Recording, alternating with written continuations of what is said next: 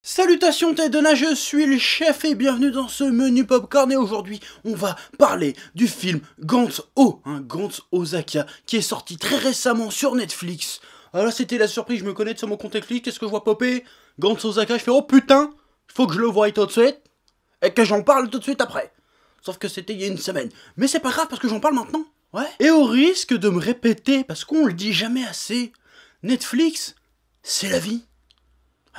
Alors dans cette critique, je vais essayer de pas trop spoiler, mais je vais être un petit peu obligé quand même. Parce que normalement, je pense que si tu regardes Gantz Ozaka, je pense que la majorité des gens qui vont regarder connaissent déjà plus ou moins le film le manga Gantz, excuse-moi. Donc voilà, je vais quand même te résumer ce que c'est un peu Gantz, et ce que c'est un peu le film, hein. Ouais. Mais si jamais tu ne connais pas, hein, j'ai fait un menu manga dessus il y a un petit moment. Je te le mets en fiche juste au-dessus de ma tête. Tu peux aller le voir, il est tout à fait sympathique. Il est un peu vieux, mais il est tout à fait sympathique. Hein, voilà. Ça, tu te diras déjà un peu plus qu'est-ce que c'est le délire. Ouais. Alors, Gantz, le délire est assez simple, bien qu'assez perché. C'est des gens, quand ils meurent, ils se réveillent dans une salle étrange avec une sphère noire au milieu. La sphère s'appelle Gantz. Et elle leur file des combinaisons et des flingues futuristes. Et elle leur dit, allez tuer cet extraterrestre pour gagner des points. Et puis si vous avez 100 points, vous pouvez ressusciter. Je vous simplifie le délire. En gros, c'est ça le délire. Et dans ce film, on nous raconte l'arc Ozaka, qui est un peu l'arc le plus apprécié du manga, le plus choc du manga, le plus délirant du manga, même si après la catastrophe, c'est pas mal velu aussi. Mais c'est un des arcs les plus appréciés. C'est un peu l'équivalent de l'éclipse dans Berserk, ou, je sais pas moi, le combat Cell Gohan dans Dragon Ball. Hein, ou un truc comme ça, tu vois, la comparaison qui sert à rien, mais comme ça, tu vois à peu près ce que je veux dire. Ouais. Donc ce film Ozaka suit le héros, Kato, qui est mort en essayant d'aider un vieillard qui se faisait assassiner dans le métro par un serial killer. Et donc il se réveille dans cette chambre avec la boule Gantz et avec les autres Gantzers qui lui expliquent un peu le délire. Il est un peu paumé, il est un peu perdu, puis il se retrouve en pleine bataille avec des monstres de partout, il comprend rien. Et lui, son but, alors que tous les autres c'est juste de survivre, de se planquer, ou alors de marquer un maximum de points, on en a rien à foutre des civils. Lui, son but c'est de sauver un maximum de civils pour survivre, pour pouvoir aller retrouver son petit frère qui l'attend chez lui, parce qu'ils sont orphelins. Et c'est triste, et c'est beau comme histoire, voilà. C'est un peu le déroulement, le pitch de départ de ce film, voilà. Et ce film est vachement cool. Loin d'être parfait, loin d'être irréprochable, mais vachement cool. C'est un peu l'adaptation de Gantz que les fans méritaient, que le manga méritait. Parce que même si les deux autres adaptations de Gantz, qui étaient cette fois-ci en live action et pas en CGI, comme c'est le cas maintenant, parce que là c'est un film d'animation, je ne l'ai pas précisé, étaient très sympas, étaient très bien, mais s'éloignaient pas mal de la trame du manga, comme c'est souvent le cas avec les adaptations japonaises d'ailleurs, mais ils étaient très corrects, mais ils ne rendaient pas vraiment hommage à la folie furieuse qu'est le manga. Et l'arc Ozaka, le film Gantz Ozaka, est complètement dans ce délire-là. Bon, déjà, l'animation est excellente, les chara-design, tous les choix de ce film, questions artistiques, questions graphiques, sont parfaits. Ça retranscrit parfaitement le délire de l'auteur dans Gantz. C'est vraiment ce qu'on pouvait avoir de mieux en matière de Gantz dans un film d'animation de ce genre. Le design des extraterrestres et de toutes les créatures qui se pointent sont géniaux, très fidèles à ce qu'on peut voir dans le manga. Non, franchement, c'est propre. Même le relooking des personnages, mi-manga, mi-réaliste, un peu comme le dernier film Albator ou encore le dernier film Saint Seiya, ça passe parfaitement bien. C'est méga stylé. Et la réalisation est cool aussi. Franchement, rien à redire visuellement, c'est une merveille. Tout le délire de l'univers de Gantz est bien représenté dans le film. Et là, je parle pas du visuel, je parle vraiment du délire, l'atmosphère oppressante, le côté complètement délirant, un peu fou, totalement bizarre, absurde, grotesque même parfois, l'espèce de... Parce que Gantz, c'est vraiment une expérience à lire comme manga, c'est un peu n'importe quoi, mais c'est du n'importe quoi qui a quand même du sens. Je vais y revenir là-dessus après quand je parlerai un peu des points négatifs que j'ai au film. Mais franchement, la folie pure du manga est parfaitement représentée. T'as le côté adrénaline, t'as le côté horreur, t'as le côté angoisse, t'as le côté aventure, t'as le côté épique. Tout y est, franchement, dans ce film. C'est vraiment 1h30 de t'en prends plein la gueule. Franchement. Le film est une expérience au même titre que le manga est une expérience. Ouais. Et je pense que quand tu ne connais pas Gantz, si tu découvres l'univers avec ce film, c'est une bonne introduction. Je pense que quand tu vois ça, rien que pour le délire visuel, l'action et tout, t'as envie d'en voir plus. Après, je pense que c'est pas forcément une bonne introduction pour les problèmes qu'il y a dans le film, et là on va y venir tout de suite. Premier bémol au film, c'est que l'introduction à l'univers de Gantz est assez brouillonne, même si la scène d'ouverture est méga stylée. L'introduction de l'univers est assez brouillonne, on comprend pas tout de suite tous les éléments du délire. Mais bon, ça, il y a plein de points essentiels en fait à la trame de l'arc Osaka du manga qui sont un peu sacrifiés sur l'autel de l'adaptation. Oui, parce que ils ont pris l'arc, ils ont commencé en fait comme si on n'avait rien vu de Gantz avant, mais direct à l'arc Osaka. C'est comme si tu commençais Berserk, hein, pour continuer l'analogie, directement par l'arc de l'éclipse. Ça serait cool, ça serait choquant, tu t'en prendrais plein la gueule, certes, mais tu ne comprendrais pas toutes les implications de la scène sans avoir vu tout le vécu que les personnages ont eu avant, en fait. Tout ce qui s'est passé dans l'univers avant. C'est un gros risque d'avoir fait ça comme ça. Je sais pas pourquoi ils ont choisi d'adapter ça comme ça, en fait.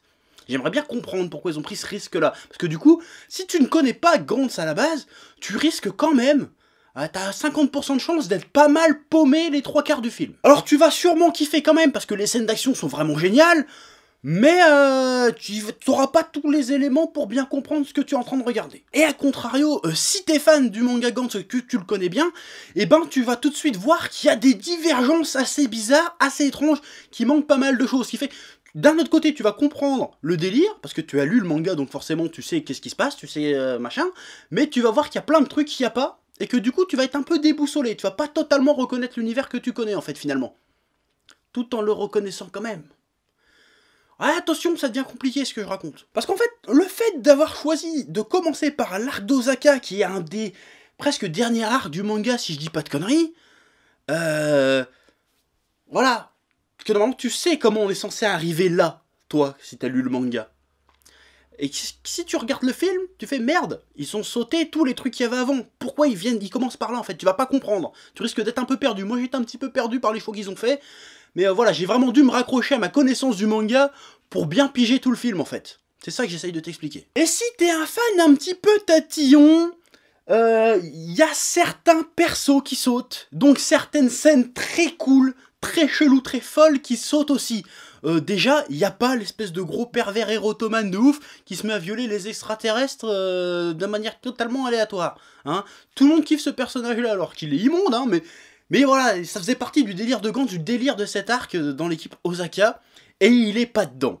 C'est dommage, c'est très dommage. Bon, il y a la scène où le mec qui se transforme en monstre fait de femme à poil, mais il n'y a pas le délire du mec qui va se frotter contre le délire. C'est un petit peu dommage. Pareil, il n'y a plus les 3 boss, il n'y en a que 2, si je dis pas de conneries. Non, mais il y a l'espèce de Tengu avec des ailes, il y a le petit bonhomme, mais il n'y a pas l'espèce de clébard avec un chapeau haut comme ça, qui était bien stylé. C'est dommage qu'il soit pas là-dedans, parce que moi j'avais bien aimé comment il l'avait tué celui-là. Et il manque aussi plein de personnages, hein. Il n'y a pas les vampires, il n'y a pas le gamin, il n'y a pas le gros lutteur. Pourquoi ils sont pas là? Vas-y, parce que franchement, je pense qu'ils auraient pas alourdi le film plus que ça, vu le traitement qu'ont les autres personnages, hein, genre la Reika, elle sert strictement à rien, le vieux sert strictement à rien, le Nishi, il est là, mais il sert pas à grand chose, alors pourtant que c'est un personnage qui a un potentiel de fuste puterie super intéressant. Bon, il a une petite scène dans le film qui montre que c'est un salopard, mais à part ça, il est pas tellement exploité. Il fait limite un caméo, c'est un peu dommage, je pense qu'ils auraient pu développer un peu plus les personnages qu'il y avait autour de Kato, ça aurait été sympa. Mais ils l'ont pas fait, c'est dommage. Bon, après, ils respectent le manga en essayant de forcer un petit peu sur le fait que Kato veut à tout prix survivre pour retrouver son frère, et que la petite gamine d'Osaka, enfin la petite meuf d'Osaka qui tombe amoureuse de lui, plus ou moins, essaye de survivre aussi, pour qu'après ils vivent ensemble, truc comme ça, leur petite amourette un peu naïve. Ça, c'est dans le manga, donc ça me pose pas de problème.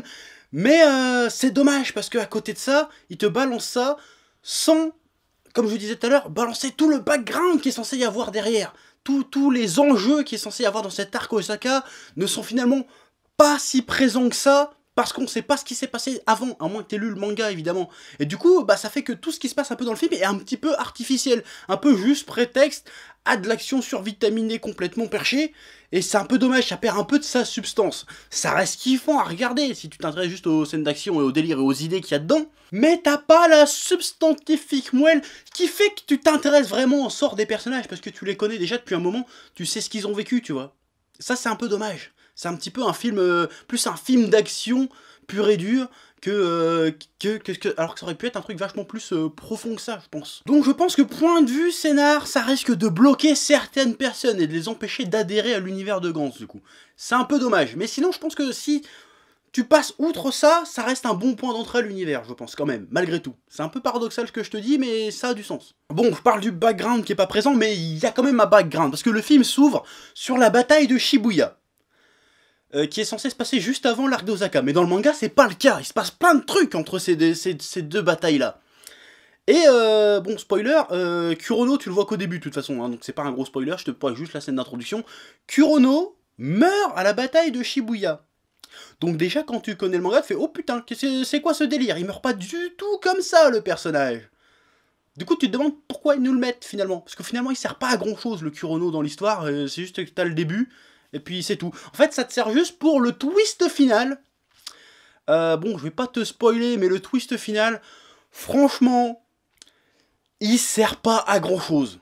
Je pense qu'au contraire, il rajoute plus de confusion. Parce que si tu connais le manga, le twist final, bon, je te dis pas ce que c'est, mais tu vas te douter ce que c'est. Si tu connais le manga, le twist final, il fait « Ah, quand même, oui, donc ils prennent quand même en compte ce qui s'est passé avant, finalement. On se prend pas une si grosse quenelle que ça. » il respecte bien la cohérence de l'univers de Gantz, finalement, la chronologie. Mais si tu ne connais pas le manga, tu vas voir le twist de fin, la révélation de fin, tu vas faire « Quoi? Qu'est-ce que c'est? Qu'est-ce que ça vient foutre là ?» Ça rajoute plus de confusion qu'autre chose, plutôt que d'expliquer le délire. Surtout que c'est expédié comme ça en 2 lignes de dialogue. Il n'y a même pas d'épilogue. Tu te dis « Oh putain, hein, ça fait un peu torcher du cul, tu vois. » Heureusement qu'il y a des scènes d'action stylées, heureusement que le pitch de départ de Gantz c'est suffisamment simple, avec les règles du jeu comme ça, pour qu'on puisse comprendre plus ou moins ce qui se passe quand même, mais il y a tout le côté enjeu qui passe totalement à la trappe, cohésion de l'histoire qui passe totalement à la trappe, tu vois vraiment juste, peut-être une grosse cinématique d'1h35 d'un jeu vidéo super stylé, super beau, t'en prends plein la gueule certes, mais niveau histoire, ça reste assez bancal, tout en respectant bien le délire, finalement. Voilà, je sais pas si c'est clair ce que je dis, mais ouais. Donc, pour conclure, Gantz O, eh ben, c'est une bonne adaptation. Parce que visuellement, bah, c'est parfait, y a rien à redire, ça retranscrit parfaitement le délire, hein, comme j'ai déjà dit. C'est un excellent point d'entrée, je pense, pour ceux qui ne connaissent pas du tout Gantz, qui veulent juste voir le délire armes extraterrestres, baston horrifique et délire totalement ouf. Ça reste un petit bonbon pour les fans du manga original qui voulaient voir ce truc-là, qu'est-ce que ça pouvait donner en CGI, en 3 dimensions, de manière photoréaliste et tout. C'est cool, si tu veux. Mais d'un point de vue, comment dire, narratif, ça reste quand même pas mal bancal. Pour tout comprendre, il faut vraiment avoir lu le manga. Et encore, ça reste mitigé.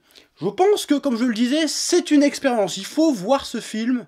Et après, si ça t'a plu, te diriger vers le manga, voire même les 2 adaptations live action qu'il y a eu, qui sont assez différentes du manga, mais qui sont quand même assez intéressantes à regarder. Donc voilà, si je devrais mettre une note à Gantz O, même si ça n'a aucun sens, je lui mettrais 5 spatules de platine. Ça n'a aucun sens, mais on me demande souvent de mettre des notes, alors maintenant je mets des notes. Voilà, donc Gantz O, si t'es fan de Gantz, tu peux y aller. Si t'es pas fan de Gantz, regarde-le, ça va te donner envie de découvrir Gantz, je l'espère, si t'es pas trop pointilleuse pour ce qui est narration, cohérence, tout ça. Voilà, hein, donc je te dis, à bientôt.